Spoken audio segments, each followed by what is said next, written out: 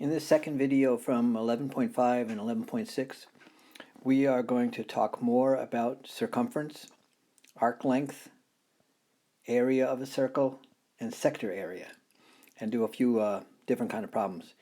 In this picture right here, we have an inscribed angle, ABC. So if the circle has a diameter of 12 millimeters, the inscribed angle is 35, can we find the length of AC? And can we find the length of the major arc, ABC? So here's our formulas. Remember that it's not the inscribed angle, but the central angle over 360 times 2 pi r that gets us our length. The central angle will be twice as big as the inscribed angle. For our length around the back, remember that the entire circle is 360 degrees. So if this angle is 70 degrees, then the remaining angle needs to be 360 minus 70. So again, remember that our numerator is a central angle, not an inscribed angle. Here are two similar problems. I'm not sure if the inscribed angles are drawn accurately to size, but let's say that AC is 8 centimeters and the entire circumference all the way around is 20 centimeters. Then what would this inscribed angle be? If the arc length is 20 feet, if the inscribed angle is 15 degrees, what would the diameter be? All right, in this case, I've written the formula like a math teacher would write it. S for arc length, theta for my angle, that would be my central angle, over 360 times the entire circumference, 2 pi r. Well, I know the arc length, AC. I also know the entire circumference, so I'm going to replace all of this with 20. Then I'm going to do 20 divided by 360 to get one number. I'll divide that on both sides to get my angle, but whoops, that's the angle for the central angle, not the inscribed angle.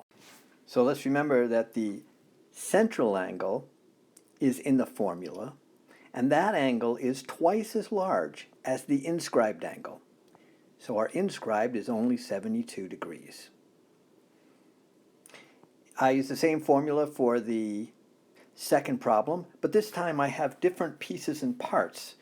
I know the inscribed angle. Now I need to double it because this is our central angle, and I know the arc length. What I can now solve for is the r. I put all of these numbers together in my calculator and get 0.52, just the r, and then divide it, and I get this answer. But that's my radius. I'm looking for the diameter, so again I need to adjust by doubling it and make sure to put some units on my answer.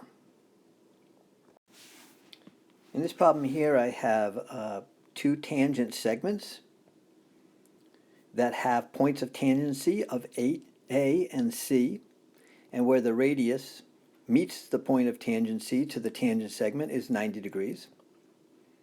Radius, tangent segment. I also have a quadrilateral. That's a four-sided figure. All the angles in a quadrilateral add up to 360 degrees. There's two 90s, which means the other two angles must add to the other 180 degrees. 180, 180.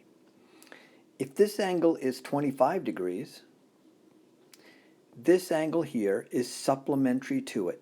That'll always be the case. These two angles add to 180 and are supplementary to each other. So I write my little formula. The arc length equals the central angle over 360 times 2 pi r times the circumference.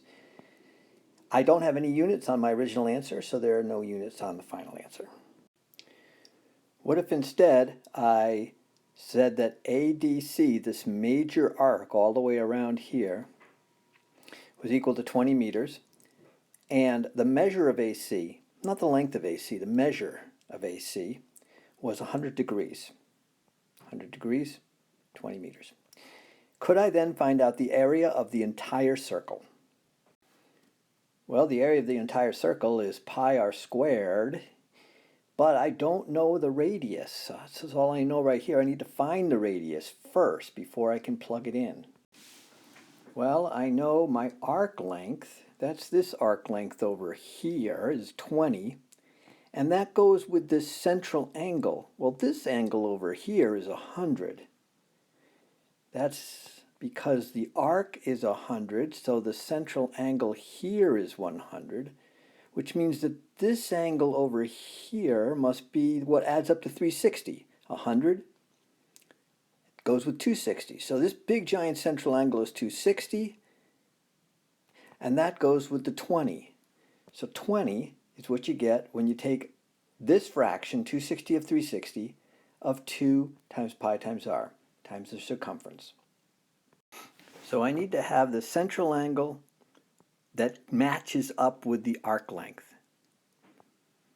Now I can solve for the radius, put all these numbers together to make one number. Divide by that. So the radius is 4.41 meters. Now I can plug that radius into my area formula, because that's the only way I'm going to get the area. So notice that I started with the formula that I knew I needed. But when I came up short, I had to go looking for this piece. I looked back to see what I had, and I found that I had enough information to find radius using the arc length formula, and then I could use it to get my final answer with the correct units, squared meters.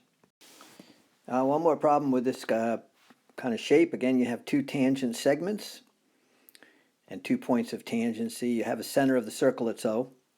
And we're given a couple lengths this time, AB, OB, and we're also told the length of this arc AC. And we're trying to find the central angle. So first, it's good to remember that the Pythagorean theorem is still a thing, and this is a right triangle where radius meets a tangent segment.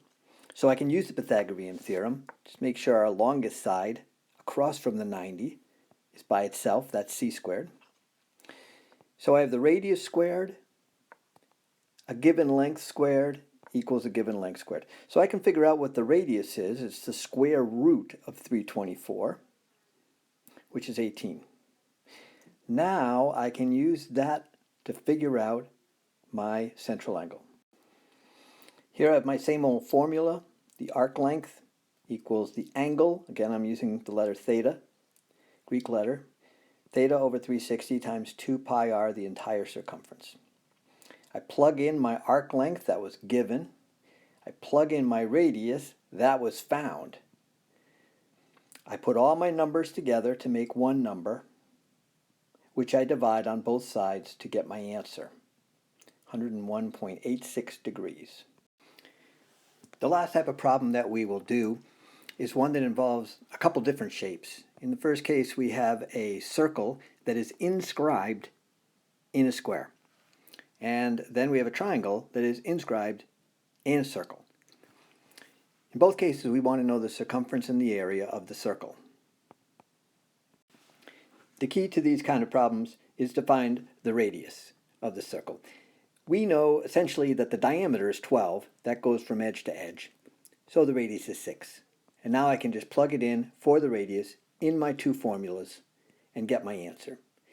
I've traditionally done where if the answer that's a number is not a decimal, like just 12, then I just put 12 pi. I could do 12 times 3.14 and get a decimal answer. That's absolutely fine either way. In this next problem, the way I'm going to find the radius is by first finding the diameter. I know that this is a right triangle because if I have an inscribed angle which hits both ends of a diameter, that's 180 degrees. The inscribed angle is half of that, 90 degrees. I know that this is a diameter because it runs through the center of the circle. I'm going to assume that point is the center of the circle. A squared plus b squared equals the diameter squared. I can solve for d by square rooting. I can then cut it in half to solve for the radius, 6.5. And now, just like before, I can plug in my radius. I can leave my answer with the pi in it. And if it gets to decimals, though, you may decide to just multiply by 3.14 and get this decimal answer. There are no units in the beginning, so there's no units at the end. In these last two problems we are going to find the red shaded area that is inside the circle but outside of the triangle, or inside of the circle but outside of the regular pentagon. Believe it or not, that's a regular pentagon. And the key is we need to find the radius. We'll do the entire circle area minus the triangle area. The entire circle area minus the regular pentagon area. In the first problem, I used the Pythagorean formula. Again, this is a right triangle because the inscribed angle at B hits both ends of a diameter. I can figure out what BC is equal to. Then I can take the entire circle, where the radius would be half of that distance, and I can subtract the area of the triangle. The area of a triangle is 1/2 base times height, and the base and height have to be 90 degrees to each other. So 1/2 9 times 28.6 to get my shaded area, the entire circle, minus the part I don't want, which is the triangle. Again, make sure that you put the correct units on the answer. For area, squared units. In the second problem, I'm going to do the circle minus the regular pentagon. I need to have the radius. And the radius goes from that center point right out to the very edge of the circle, right there, just where the pentagon hits the edge of the circle. I can use my Pythagorean formula to figure out the radius. And after we find the radius by square rooting, then I can find my shaded area. And with these kind of problems, again, it's the entire thing, pi r squared, subtract out the part we don't want, which is a regular pentagon, and our formula from that, if you remember, is 1/2 SAN. I know the side length, 6. I know the apothem, 5. I know how many sides there are, 5. And so I get my answer, outside versus minus inside. Again, no units on the starting, so no units on the end.